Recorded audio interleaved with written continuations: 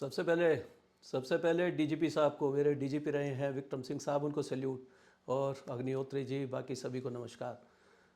ये देखिए, जब तक पॉलिटिकल विल नहीं होती, हम एक डेमोक्रेटिक कंट्री में रह रहे हैं, जब तक टॉप लेवल से ये इच्छा शक्ति नहीं आती कि माफिया को रोकना है, अपराध को समाप्त करना है, तब तक पुलिस खुलकर काम नहीं कर पाती। पुलिस को काम करने के लिए ऐसा नहीं है पुलिस के पास जानकारी नहीं होती।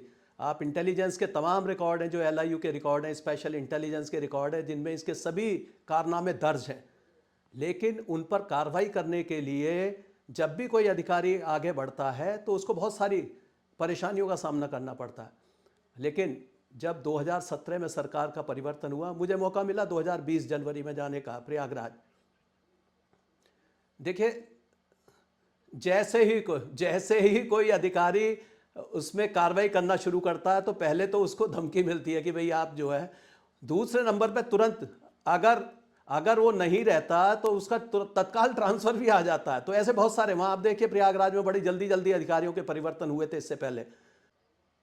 मेरे समय में ये ज़्यादातर शुरू में ही जेल में था। इसका भाई उस समय बाहर चल रहा था, अशरफ, तो इसके लिए कई बार रेड की गई, लेकिन मुझे बड़ा ताज्जुब हुआ जब उसको पकड़ा गया तो पता चला वो जब जेल में था तब उसके बच्चे पैदा हो गए वहाँ पर। तो ये बड़ा एक अचरज था कि क्या इससे पता चलता है कि किस तरह किस हद तक जो है मिली भगत का परिणाम था।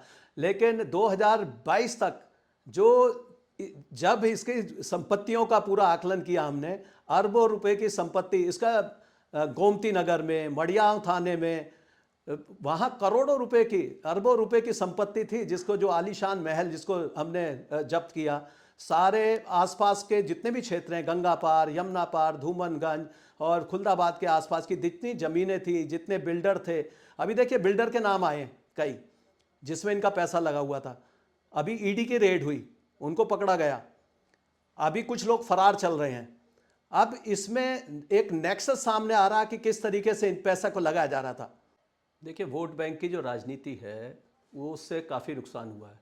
दूसरा, जो जाति और धर्म के आधार पर जो वोट बैंक ट्रीट करने की जो परंपरा रही है कुछ पार्टियों में, उसके कारण बहुत बड़ा नुकसान हुआ है।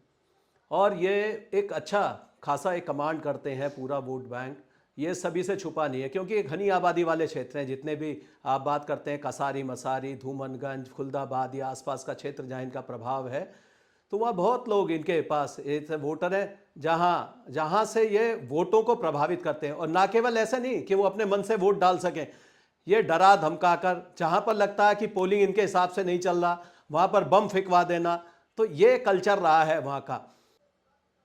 ये बिल्कुल आपने दुरुस्त फरमाया है कि इसमें जब भी ऐसा लगता है कि जो ऊपर के हमारे माननीय मुख्यमंत्री जी हैं, कोई कैबिनेट मंत्री है या लोकल वहाँ के इन्फ्लुएंशियल कोई पॉलिटिशियन है, अगर वो अपराधियों से साठगांठ कर लेंगे या लग रहा उनके साथ बिल्कुल मित्रता का हाथ बढ़ा रहे हैं, तब पुलिस के लिए बेहद मुश्किल हो जाता है सीधे सीधे कार्रवाई करना।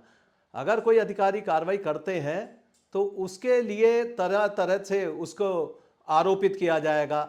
अभी मैं एक आपको दृष्टांत बताता हूँ। अब से 5 माह पहले की शाइस्ता परवीन की आप प्रेस कॉन्फ्रेंस देखिए।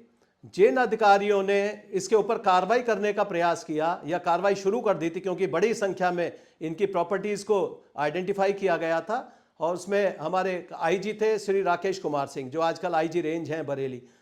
उन्होंने जब किया तो उनके खिलाफ आरोप लगा दिया और अधिकारियों के खिलाफ आरोप लगा दिया, और साथ में ये इन्होंने पूरी कोशिश की, बीजेपी में भी जाने के लिए इन्होंने पूरी कोशिश की। इन्होंने उसके बाद ओवैसी की पार्टी को ज्वाइन कर लिया। तमाम तरीके के हथकंडे इन्होंने अपनाए कि किसी ना किसी तरीके पॉलिटिकल पार्टी जो सत्ता में है उसके साथ इनका संबंध बना रहे।